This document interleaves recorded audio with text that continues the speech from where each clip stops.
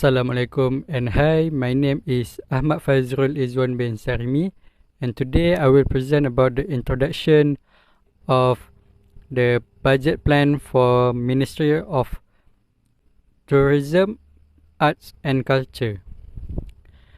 The role of public budget is to serve as a fiscal policy tool for achieving development goals and maintaining economic stability through effective and efficient financial management and revenue system. Any inconsistency must be explained and corrective action taken. The financial statement of a government must be completely by December 31st and is only valid for one fiscal year. The five essential principles of budgeting are yearly, specificity, accuracy, comprehensiveness, and the requirement for prior permission. Annually, it is only given once a year and must be a unified budget. Meanwhile, the budget amount must be precise in terms of revenue and spending, and previous approval is required, which means it must be approved by the state or ultimate country's power. Budgeting has the following characteristic: an organization's financial planning, revenue and expenses have been predicted, what are the resources and what are the costs, formulated with a specific goal in mind, national goals, policies and programs, and it has a set time limit, for example 1 year.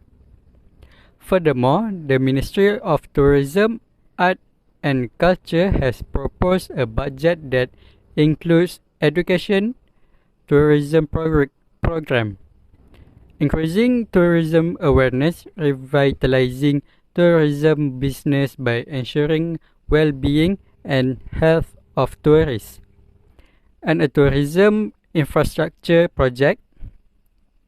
There have already been numerous studies and calculations for the financial plan, particularly this year. And now I will explain about the background of Ministry of Tourism, Arts and Culture. In 1959, the Malaysian Ministry of Trade established the Department of Tourism. The Ministry of Tourism, Arts and Culture is Malaysia's ministry in charge of tourism, culture, archive, libraries, museum, heritage, arts, theatre, handicraft, visual arts, conventions, exhibition, Islamic tourism, and craft. With the formation of the Ministry of Culture and Tourism in 1987, the government continued to support tourism throughout the 1980s. The Ministry of Culture, Arts and Tourism was divided in April 2004 to allow for the creation of a second ministry, the Ministry of Tourism, which was solely responsible for tourism-related issues. This is to market Malaysia as a top-of-mind destination in keeping with its ever-popular catchphrase, Malaysia truly Asia, as declared by Yang Amat Berhormat Prime Minister during the cabinet formation after the 14th general election on July 2nd, 2018. This ministry was renamed the Ministry of Tourism, Arts and Culture Malaysia. Hello, my name is Muhammad Ashraf bin Rosli. I will be presenting about Goal 1, Rakyat Wellbeing. The strategy is cultivating education tourism activities. Tourism awareness. Being aware of something present is a definition of awareness. It's a word with a wide range of meanings, implying that someone knows something academically or intuitively, or that they have something on their mind. Jakarta 2003 Pereira et al. 2012. It can alternatively be defined as knowledge gained by one's own views or through information or knowing about. American Heritage 2000. As a result, awareness might be defined as a circumstance in which a person has become aware of a new product but still need additional knowledge. Antimova et al. 2012, Kotler et al. 1996. The primary marketing goal of any new tourism product is to raise tourism awareness, followed by providing the required information to make a purchasing decision. Millman Pizam 1995. Tools for enhancing tourism awareness. The tourism awareness tools include anything from support services to purchasing products that are used all around the world. Many of these awareness techniques were helpful in raising awareness. Therefore, it's crucial to figure out if the tourism curriculum could be used in the same way. There are some examples of awareness tools which are Fairlight Ireland 2008. They had tourism awareness program which was implemented in Irish schools since 1991. Reyes 2010, they create awareness on sustainable tourism development in the Amazon rainforest for tourism strategies. Clerk 1998, during Tourism Week, they had events such as Walkathon, Tropical Cook-Off, and Challenge Bowl. The importance of family in travel consideration. According to Moutinho 2007, factors beyond of the individual's control, such as family members, influence their decision to travel. The vacation decision will be influenced by the family's goals and roles, and researchers have researched the impact of various family members for many years. According to Kozak and Karadet 2012, until the 1950s, it was assumed that the man of the home made the majority of the travel decision. However, in the 1970s, the idea that the woman worked as the family's purchasing agent was questioned. Fortness 1992, Graham 2007. Some studies shows that travel decisions are jointly made by the husband and wife, with children having little influence in the overall process. Fortness 1992, Graham 2007, Kozak and Karadek 2012. Children's and adolescents' role in travel decisions. Children 7 to 12 years old play a significant role in any household's decision-making process, and marketing practitioners and scholars understand the worth of children's perspective. Graham 2007, Nicholson and Jurowski 2001. However, there is a lack of study on the impact of children on their parents' travel patterns, as well as whether tourism awareness will influence students to pursue a career in the tourism business. Despite the fact that leisure and tourism experts have long been interested in family travel patterns, few studies have been done to assess the effects of children on their parents' travel patterns. Kim and Leto 2013. Human subject approval process is lengthy and parental authorization is essential. It is extremely difficult for researchers to obtain information from kids. Cullingford 1995. Children influence on purchasing decision is well known among marketers, and it's becoming increasingly significant to vacation marketers for tourism. According to McNeil 1992, the first reason is that the number of children is increasing, which increases the power of children to influence buying decisions. According to Nicholson and Jurowski 2001, the second reason is that family vacations are on the rise as a result of working parents who are unable to spend time with their children. They take advantage of their trip to reunite as a family. Parents are now actively pushing their children to be involved in purchasing process. The introduction of tourism since a high school subject is critical as it marks the start of the communication channel.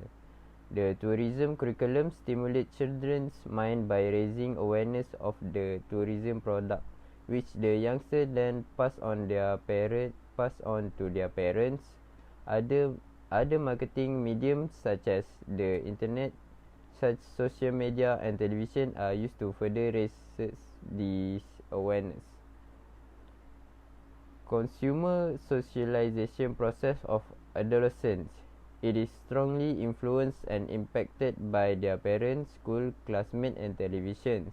Adolescents can have a prominent role in the family and their travel pattern if they are a key source of information, which is known as reverse socialization. This is characterized as pastor power, where the parent is learning from the adolescent. Chavda et al. 2005. The tourism curriculum can thus be used effectively during the time to influence the adolescent consumer socialization process. By providing the required knowledge to the adolescent, the teenager can take a commanding position in the travel decision-making process. Hi and Assalamualaikum. I'm Muhammad Hafiz bin Abdul Najir. As your second presenter, will explain about the second goal, which is academic resilience.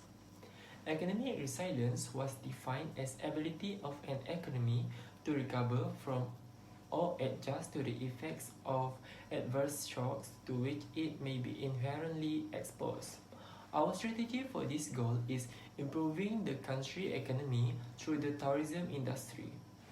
The program that we did for this strategy is Education Tourism Programs.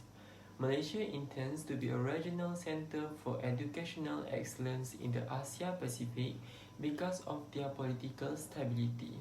Peace, technical growth, and research are all aspects that contribute to Malaysia's favorable learning environment. The Ministry of Higher Education is in charge of establishing educational tourism, as well as the Ministry of Tourism assists with the advertising. Government can improve the education tourism programs which has been implemented in this Malaysia. One of the ideas we will put forward is increase the number of existing quotas to give more opportunities to students to participate in student exchange programs. For example, University Technology Malaysia (UTM) has a student exchange program and a study abroad program. Students participating in students exchange programs will study at one of the UTM's partner institutions, where they may be eligible for tuition cost waivers based on available quota.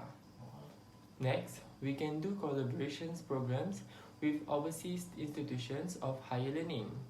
We all know students who study abroad will obtain not just a formal education, but also information and experience that cannot be taught in college alone. Mobility programs, students and staff exchange, research collaborations, and technology transfer are just a few examples of collaborative activities. More than 80 nations from Asia, Africa, and the European Union send students to Malaysia. Language, cultures, and traditions from all around the world have an impact in and out of the classroom. Malaysians also share their culture and values with these international students, particularly at Pasar Malam and other cultural festivals held around the country. The experience will be shared with people who are not Malaysians, and it will have an impact on tourism. All of this will result in economic benefits for the country's residents. Move to the next point is, the government may be able to abolish their tuition fees at public universities by imposing certain conditions.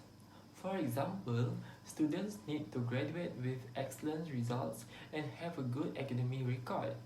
In this effective way, we can attract more foreign students to continue their studies in Malaysia. The financial benefits are one of the key reasons Malaysia continues to attract more international students. The higher education industry generates around earn 4.5 billion in revenue each year. By 2020, the rise to 200,000 students is expected to produce 10,000 billion. It is, it is reasonable to infer that the greater the number of overseas students, the greater the revenue earned.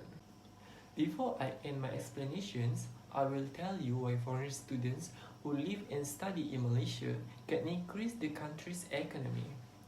Most overseas students have a reputation for being huge spenders. They have undoubtedly influenced the property market in certain areas that have become student cities, like as Cyberjaya. In addition, they must pay electricity, water and Wi-Fi or phone data bills. The most contributing to the economy is through transportation. That's all from me. Thank you. Hi, Assalamualaikum warahmatullahi wabarakatuh. My name is Muhammad Haris Hakim bin Abu Bakar, and I will talk about the next program, which is revive the tourism industry by ensuring the well-being and health of tourists. No one thought that the COVID-19 pandemic attack that started around December 2019 would also lead to the paralysis of the tourism industry in most countries, including Malaysia. So, Minister of Tourism need to do something to ensuring the well-being and health of tourism.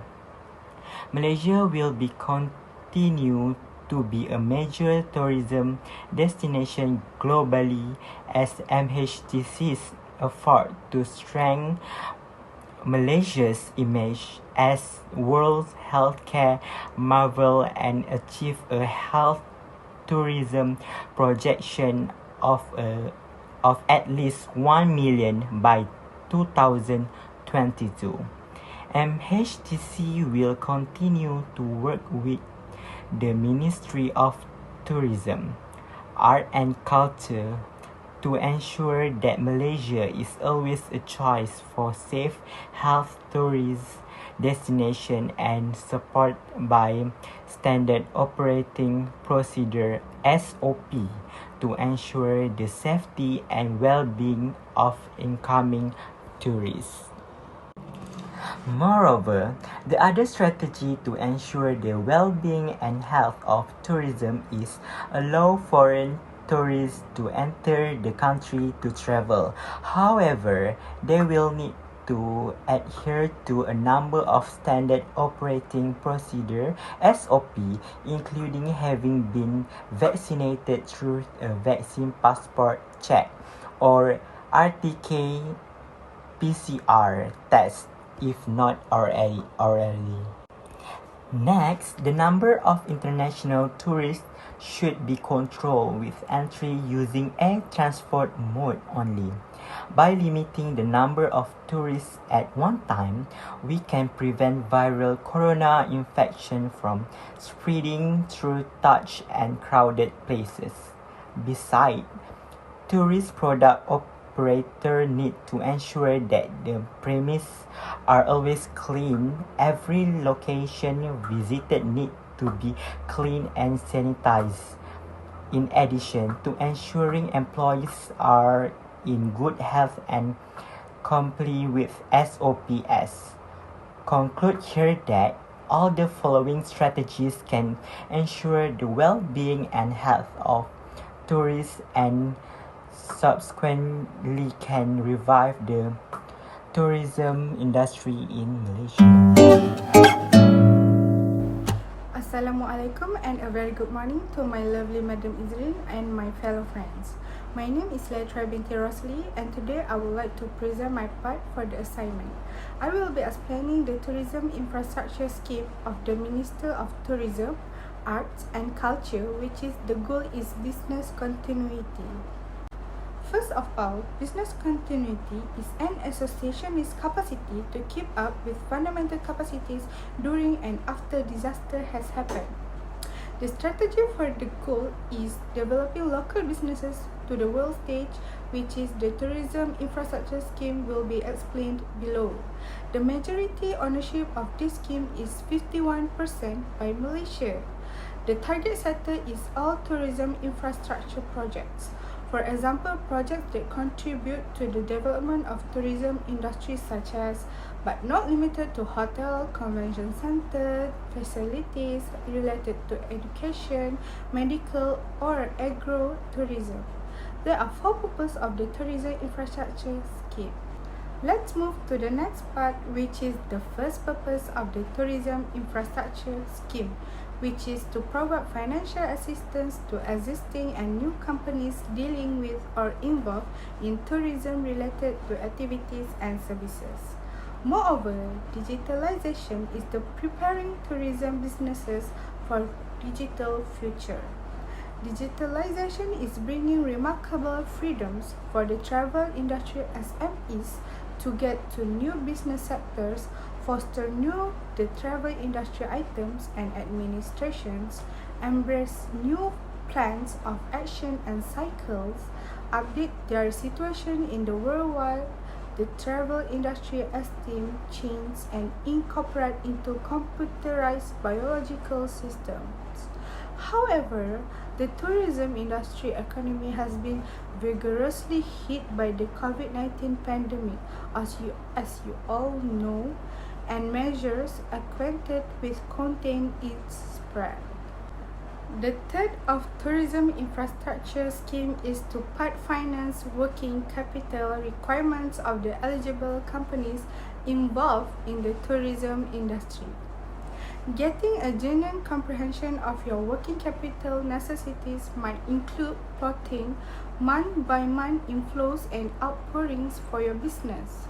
These projections can assist you with distinguishing months when you have more cash going out than coming in, and when that income hole is most stretched out. Lastly, it is to finance the refurbishment, upgrades of the existing building, hotel, convention center, facilities which are in the tourism industry or related to tourism activities. Tourism activities are more important for broad administration exercises, most outstandingly many vehicle administrations, certain business services, dissemination administrations, and sporting, social, and donning administration. Malaysia gives a great deal of significance to the travel industry sub-area, taking into account the unfamiliar trade income potential. For example, an organization which works for as well as 5-star hotel and additionally the travel industry projects appraised by the Service of Tourism and Culture (MOTAC) that requires exile post out to present the application to MIDA. That's all from me. Thank you. I will pass to the next presenter. Last but not least, and I will present about the conclusion. As a conclusion, Malaysia intends to be an educational powerhouse in the Asia-Pacific area. Malaysia's Islamic culture and custom draw Muslims from all over the world to study, travel, and conduct business there. The vast majority of international students have a reputation for being spendthrift. Despite the fact that leisure and tourism experts have long been interested in family travel patterns, few studies have looked at the impact of children on their parents' travel preference. If the pandemic spreads, it will be difficult for the tourism industry to recover, since roughly 18% of the people will not be vaccinated for cluster immunity until the middle of next year. As a result, the tourism minister must take actions to ensure the well-being and health of the industry. By requiring travelers to acquire the vaccine, we can reduce the risk of viral corona infection. Only air travel should be used to enter, and the number of international tourists should be controlled. The tourism infrastructure project is a strategy for reaching this goal, which is to bring local business to international stage. Then, to fund the refurbishment or upgrading of existing buildings, hotels, convention centers, and facilities in the tourism industry or related to tourism activities. That's all from me. Thank you.